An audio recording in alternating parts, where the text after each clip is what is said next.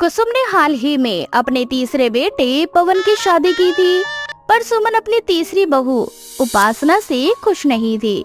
और इसका कारण ये था कि उपासना की हाइट बहुत कम थी और पवन ने बिना अपनी माँ की मर्जी के उपासना से शादी की थी, क्योंकि कुसुम उपासना को पसंद नहीं करती थी।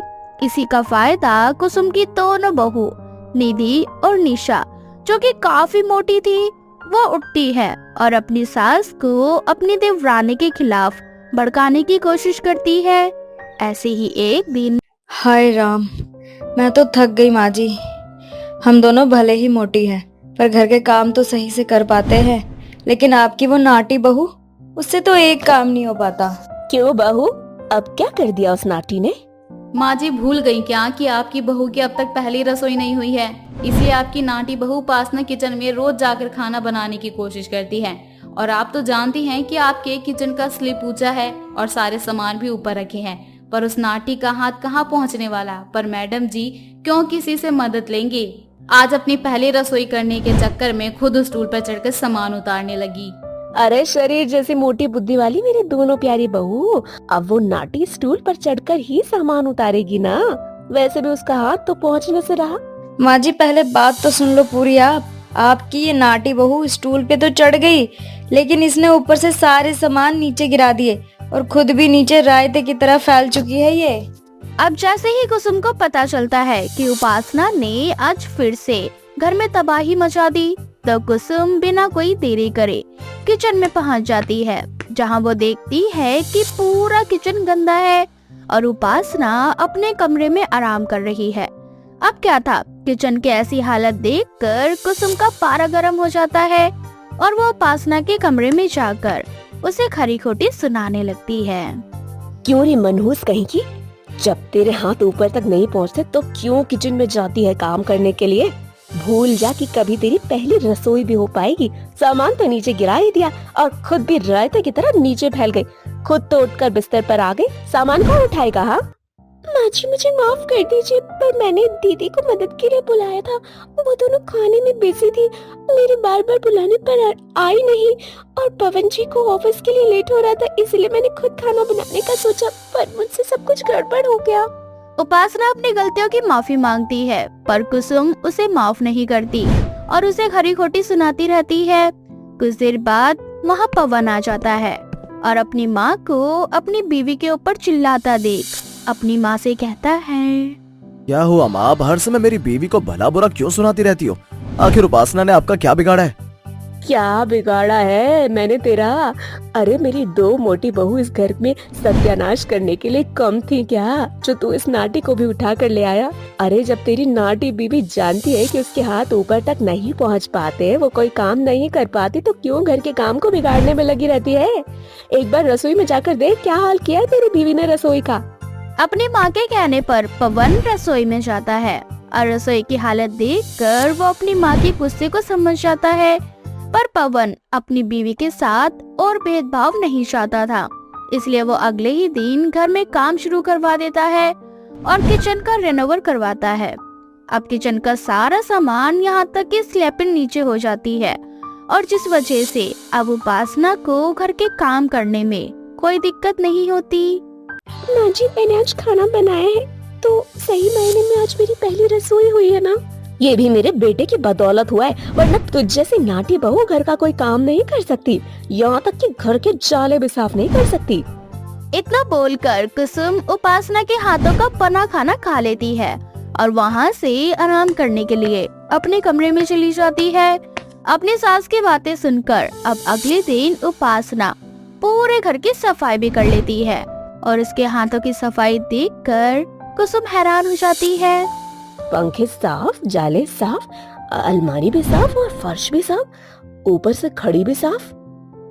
बहू तूने ये सब अकेले कैसे किया? तेरे हाथ ऊपर तक कैसे पहुँचे? हाँ माँ जी ये सब मैंने किया है। माँ जी भले ही मेरा कद छोटा है, पर दिमाग बहुत बड़ा है। जेठानी जी की तरह छोटी और मोटी बुद्धि नहीं है। उपासना की मेहनत लगन देखकर कुसुम उससे खुश हो जाती है और अब अपनी बहू उपासना को ही प्यार करती है, जिस वजह से कुसुम की दोनों बड़ी बहू निधि और निशा अपनी सास से जलने लगती है और कोशिश करती है कि उपासना और कुसुम के बीच लड़ाई करवा सके। इसलिए जब उपासना खाना बनाती है तो निधि और निशा पूरे घर का खाना अकेले ही चट कर जाती है। माँ जी की नजर में तो हम दोनों भैंस हैं ना, सारा खाना तो हम ही खाते हैं, दिन भर चरते रहते हैं ना। अब देखते हैं कि हम दोनों से खाना कैसे बचता है इनका, और कैसे माँ जी अब खाना खाती हैं। दीदी, माँ जी के साथ हमें उस नाटी को भी रास्ते पर लाना होगा। अब दोनों देवरानी जेठानी प्लान बनाकर वहाँ से चली जाती है और जब कुसुम खाना खाने लगती है तो वो देखती है कि खाना है ही नहीं, जिस वजह से कुसुम उपासना से एक बार फिर नाराज हो जाती है।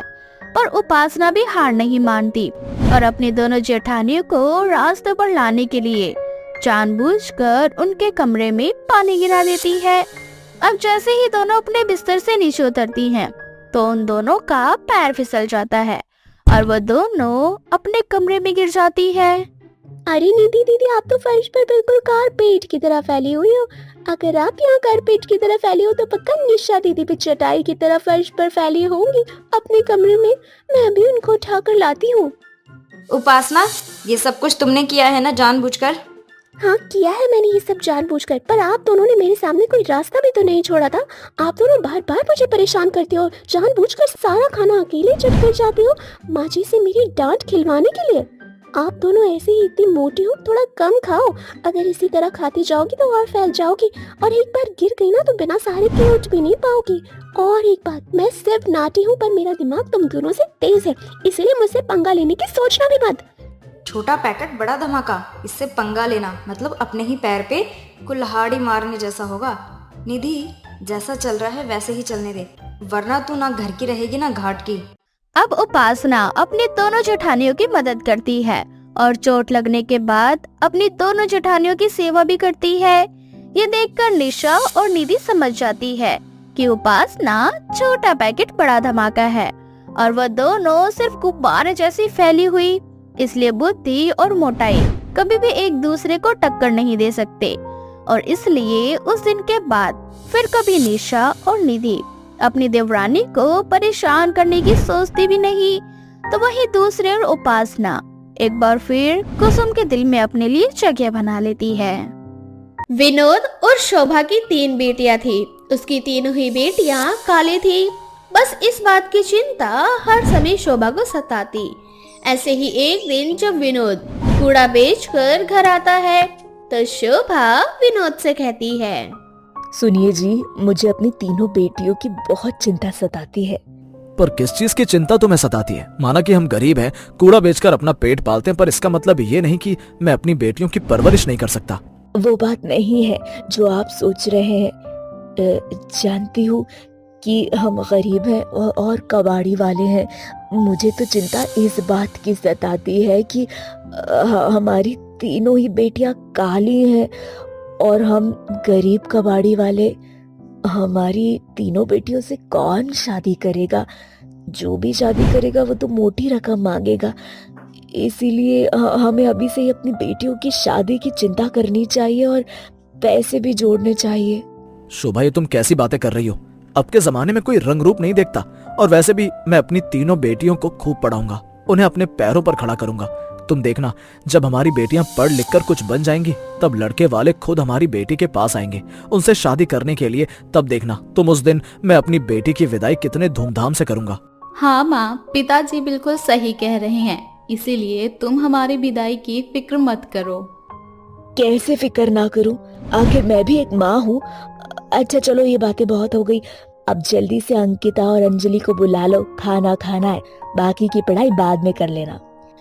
इस तरह से परेशान शोभा अपनी परेशानी अपने पति को बताती है, पर विनोद के समझाने के बाद भी शोभा की परेशानी कम नहीं होती। इसी तरह से कुछ महीने बीत जाते हैं और कबाड़ी का काम करने की वजह से विनोद की अचानक से तबीयत खराब हो जाती है। डॉक्टर साहब, क्या हुआ मेरे पति? अचानक से इनको खून की उल्टी कैसी हो गई? सब ठीक तो है ना? माफ करना बहन, पर तुम्हारे पति को कैंसर है। अगर आपने अभी अपने पति का इलाज नहीं करवाया तो उन्हें बचा पाना मुश्किल होगा। विनोद की बीमारी की खबर सुनने के बाद शोभा की चिंता और भी ज्यादा बढ़ जाती है। पर शोभा और उसका परिवार इतना गरीब था कि वो विनोद का इलाज नहीं करवा पाते और कुछ ही महीनों में विनोद की मृत्यु हो जाती है। आप मुझे ऐसे छोड़कर क्यों चले गए? अब मैं अपनी तीनों बच्चियों की जिम्मेदारी अकेले कैसे संभालूंगी? माँ, हम गरीब हैं, इसीलिए हम पापा को नहीं बचा पाए, पर मैं आपसे वादा करती हूँ अब मैं किसी की अपने घर में बीमारी से मौत नहीं होने दूंगी। मैं बहुत पढ़ाई करूंगी और बड़ी होकर डॉक्टर बनूंगी। अब हम पापा का सपना पूरा करेंगे, बस आप निराश मत होना। अब शोभा अपनी तीनों बेटियों के लिए जीने लगती है और अपने पति की तरह कबाड़ी का काम करती है। देखते ही देखते शोभा की तीनों बेटियां बड़ी हो जाती है और एक दिन शोभा की थोड़ी सी तबीयत खराब हो जाती है। अपनी बीमार माँ को देख शोभा की तीनों बेटियां डर जाती हैं और शोभा को जल्दी से डॉक्टर के पास ले जाती है। डॉक्टर, मेरी माँ ठीक तो हो जाएंगी ना? इन्हें क्या हो गया? अचानक से इतनी खांसी क्यों होने लगी? फिक्र मत करो, सब ठीक है, बस हल्की सी खांसी है। और अपनी माँ से कहो कि वो कबाड़ी का काम छोड़ दे, गंदगी की वजह से उन्हें बीमारी भी हो सकती है। ठीक है डॉक्टर, हम समझ गए। अब शोभा की तीनों बेटियां अपनी पढ़ाई के साथ पार्ट टाइम जॉब करने लगती है और शोभा को कबाड़ी का काम करने के लिए मना कर देती है। इसी तरह से कुछ दिन बीत जाते हैं और एक दिन शोभा की तीनों बेटियों के लिए एक बहुत बड़े घर से रिश्ता आता है। देखो मेरी बेटियों, मैं जानती हूँ तुम तीनों पढ़ लिख कर कुछ बनना चाहती हो और अपने पापा का सपना पूरा करना चाहती हो, पर इतना अच्छा रिश्ता नसीब से आता है, इस रिश्ते के लिए मना मत करना। माँ, ये तुम क्या कह रही हो? अगर हमने शादी कर ली तो हमारा करियर कैसे बनेगा? पापा का सपना कैसे पूरा होगा? तुम तीनों मेरी बात क्यों नहीं समझती हो? तुम तीनों काली हो, तुम तीनों से कोई शादी नहीं करेगा। अगर किसी को पता चल गया कि मैं गरीब कबाड़ा बेचने का काम करती हूँ तो सोचो कौन थामेगा तुम्हारा हाथ? माँ, ये तुम कैसी बातें कर रही हो? भूल गई क्या पापा ने तुम्हें क्या समझाया था? मुझे सब याद है, पर मैं इतना अच्छा रिश्ता हाथ से जाने देना नहीं चाहती। और पढ़ाई तो शादी के बाद भी हो जाएगी। वैसे भी अब मैं इतना कमा नहीं पाती कि तुम तीनों को पढ़ा सकूं। माँ, हम तो खुद चाहते हैं कि तुम घर पर आराम करो, इसीलिए तो हम तीनों पार्ट टाइम जॉब कर रहे हैं। और माँ, आप क्यों नहीं समझ रहे हो? अगर हम अपने पैरों पर खड़े हो जाएंगे तो आपको ही आसानी होगी आपकी तीनों बेटी की विदाई करने में। अब शोभा की तीनों बेटियां शोभा को काफी समझाती है। अपनी बेटियों की जिद के आगे शोभा कुछ नहीं कर पाती और रिश्ते के लिए मना कर देती है। अब इसी तरह से कुछ महीने बीत जाते हैं और शोभा की तीनों बेटियां अपने पैरों पर खड़ी हो जाती है। माँ देखो, आखिरकार मैं टीचर बन ही गई। और मैं डॉक्टर। अब हमारे घर में कोई भी पापा की तरह बीमारी से नहीं मरेगा। आज मुझे बहुत खुशी हो रही है। हम तीनों बहनों ने पापा का सपना पूरा किया। सही कहा था मेरी बेटियों ने, आज तुमने आखिर अपने पिताजी का नाम रोशन कर दिया। देख रहे हैं आप, आपकी तीनों बेटियां काबिल बन चुकी है। अब हम कबाड़े वाले नहीं कहलाएंगे, अब हम अपनी बेटियों के नाम से पहचाने जाएंगे। माँ, आपको खुश देखकर आज हमें बहुत खुशी हो रही है। अब बारी आपके सपने की है। आप हमारे लिए अपनी मर्जी का लड़का देख सकती हैं। हाँ माँ, हमें शादी से कोई ऐतराज नहीं है। आखिर मैं अब पुलिस वाली जो हूँ, और मैं भी देखती हूँ कि कौन दहेज मांगता है आपसे। अरे मेरी प्यारी बेटी, तुझसे तो सब वैसे ही डरते हैं, और तेरे पुलिस बनने के बाद किसी की कहाँ इतनी मजाल कि वो तेरे सामने मुंह खोल पाए। अब मेरी बेटियों की विदाई वैसी ही होगी जैसे मेरे पति ने चाही थी। आज शोभा बहुत खुश थी। अब शोभा कभी भी किसी को ये कहने में नहीं कतराती थी कि वो एक कबाड़ी वाली है। अब शोभा सर उठाकर गर्व से कहती है कि इसकी तीनों बेटियां सरकारी कर्मचारी है। पंडित जी, मेरी तीनों बेटियां काबिल हैं। भले ही उनका रंग काला है, पर उन्होंने आसमान की ऊंचाइयों को छू रखा है। इसीलिए आप मेरी बेटियों का अच्छे घर में रिश्ता देखना, और इस बार लड़के वालों को सच बता देना कि मैं एक कबाड़ी वाली हूँ।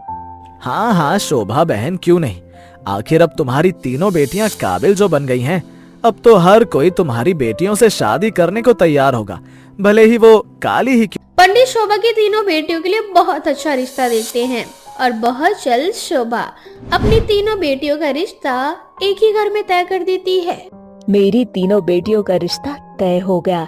बहुत जल्द मेरी तीनों बेटियों की विदाई हो जाएगी। ये सोचकर ही मेरी आंखें खुशी के मारे झलक रही हैं। माँ, तुम दुखी क्यों होती हो? तुम्हारी बेटी की विदाई के साथ साथ ना तुम्हारी विदाई भी होगी, क्योंकि मैं तो तुम्हें अपने साथ ही रखूंगी।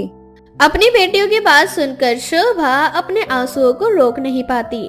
अब इसी तरह से कुछ दिन बीत जाते हैं और शोभा बड़े ही धूमधाम से अपनी तीनों बेटियों की शादी करवाती है। शादी के बाद शोभा उसी तरह से अपनी तीनों बेटियों की विदाई करती है जैसा कि उसके पति ने चाहा था।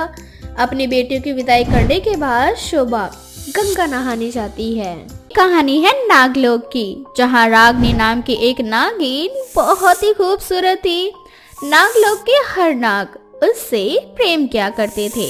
हर कोई उससे विवाह रचाना चाहता था, लेकिन रागनी को एक शिवराज नाम के नाग से प्रेम था। ऐसे ही एक दिन रागनी शिवराज के पास जाती है और उससे अपने प्रेम के बारे में बताते हुए उससे कहती है, शिवराज, मैं तुमसे बहुत समय से एक जरूरी बात करना चाहती थी, लेकिन समझ नहीं आ रहा था कि आखिर शुरुआत कहाँ से करूँ। बताओ रागिनी, आखिर क्या बात है? तुम बहुत ज्यादा परेशान नजर आ रही हो। सब ठीक है ना? शिवराज, वो दरअसल बात यह है कि हम दोनों कई सालों से एक दूसरे को जानते हैं और मुझे ऐसा लगता है कि हमारी ये दोस्ती धीरे धीरे प्यार में बदल गई है। मैं कुछ समझा नहीं रागिनी, तुम कहना क्या चाहती हो? साफ साफ बोलो। शिवराज, अब इतने भी नादान मत बनो। मैं ये कहना चाहती हूँ कि मुझे तुमसे प्रेम है और मैं तुम्हारे साथ विवाह करना चाहती हूँ। दरअसल मेरे पिताजी मेरे विवाह हेतु रिश्ता देख रहे हैं और मुझे तो तुमसे प्रेम है, इसीलिए मैं बिना सोचे समझे तुम्हारे पास ये सारी बातें करने के लिए आ गई। लेकिन रागिनी, एक बार अच्छे से सोच लो, समझ लो, क्योंकि तुम एक नाग लोक के राजा की बेटी हो और कहा मैं एक साधारण सा नाग। देखो, मेरे को इससे कोई फर्क नहीं पड़ता कि तुम क्या हो और क्या नहीं। मुझे फर्क इससे पड़ता है कि मैं तुमसे बहुत प्रेम करती हूँ और तुम्हारे साथ ही अपना जीवन व्यतीत करना चाहती हूँ। देखो, पागल मत बनाओ। तुम्हारे पिताजी जहाँ तुम्हारी शादी करवा रहे हैं तुम वहीं कर लो। शायद वो तुम्हारे लिए मुझसे भी ज्यादा बेहतर हो। क्या तुम मुझसे प्यार नहीं करते? अगर तुम मुझसे प्यार नहीं करते हो तो ठीक है, मैं किसी और से शादी तो किसी भी कीमत पर नहीं करूंगी। मैं अभी इसी वक्त खुद को खत्म कर दूंगी। रागिनी, पागल मत बनो। देखो, सच बताऊं तो मैं भी तुमसे बहुत प्यार करता हूँ, लेकिन डरता हूँ कि कहीं तुम्हारे पिताजी हमारे रिश्ते से मना न कर दें, क्योंकि मैं एक साधारण इच्छाधारी नाग हूँ। उसकी चिंता तुम मत करो, शादी होगी तो सिर्फ और सिर्फ हमारी। अगर ऐसी बात है ना तो ठीक है, तुम अपने घर में बात कर लो, मैं अपने घर में बात कर लेता हूँ, उसके बाद हम शादी कर लेंगे। रागिनी अपने घर में शिवराज को लेकर बात करती है। सबसे पहले तो रागिनी के पिताजी शिवराज के लिए मना कर देते हैं, लेकिन रागिनी अपने पिता की इकलौती बेटी थी और उसके जिद के आगे उसके पिताजी झुक जाते हैं और शिवराज और रागिनी की शादी को तैयार हो जाते हैं।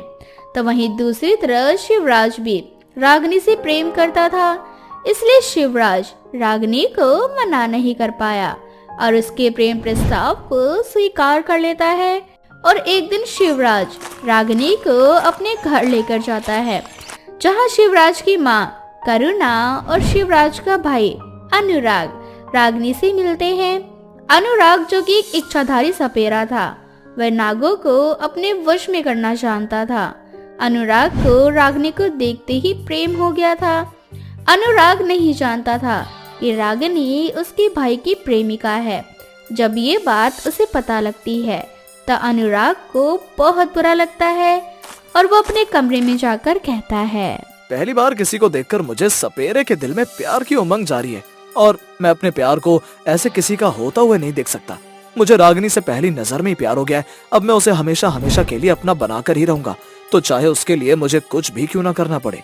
अगर इस प्यार के चक्कर में भाई भाई में अगर दुश्मनी होगी तो यही सही।